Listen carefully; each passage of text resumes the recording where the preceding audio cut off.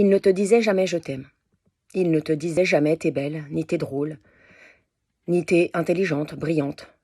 Une fois, il t'avait vaguement dit un truc comme quoi tu savais réfléchir. Il ne te disait rien d'autre que « tu me casses les couilles ». Tous les jours, presque sans exception. Tous les jours, tu me casses les couilles au milieu de « qu'est-ce qu'on mange ce soir » ou « je t'ouvre une bière ». Il ne t'aimait finalement pas vraiment. Pas comme on est censé aimer sa femme ou même sa copine ou même n'importe quel putain d'être humain sur cette terre. Il ne savait pas aimer. Il ne savait ni le dire ni le prouver. Il ne savait que blesser. Il éprouvait d'ailleurs un malin plaisir à le faire. Sur toi surtout. Plusieurs fois il te l'a dit. Ça avait commencé par qui aime bien châtie bien. Dès le début, les premiers jours. Qui aime bien châtie bien. Toi, t'avais jamais été d'accord avec ça. Qui aime bien, tu le répétais. Et lui, il insistait.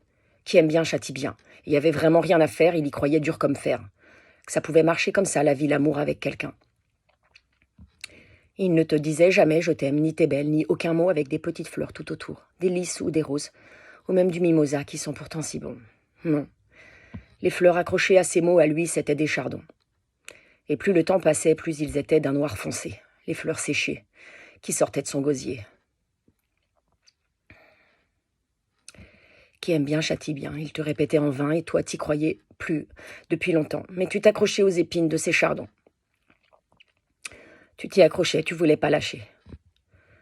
Tu croyais vraiment qu'à la fin, la fleur toute sèche et fanée allait se délester de ses acerbes épines, et qu'en dessous, tu y trouverais un duvet vraiment parfait, et moelleux, et réconfortant.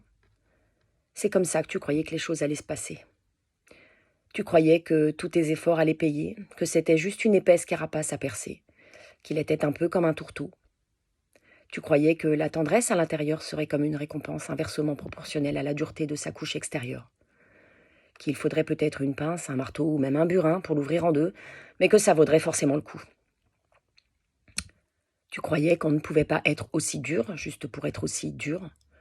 Tu croyais qu'on ne pouvait pas être aussi méchant, juste pour être aussi méchant. Tu auras appris à tes dépens que si, malheureusement, on le peut.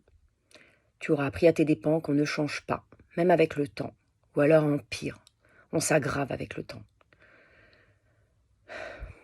Qui aime bien châtie bien, c'est longtemps ce qu'il t'a fait croire, même à la fin, quand il n'y avait plus d'amour, qu'il n'y avait plus que du châtiment.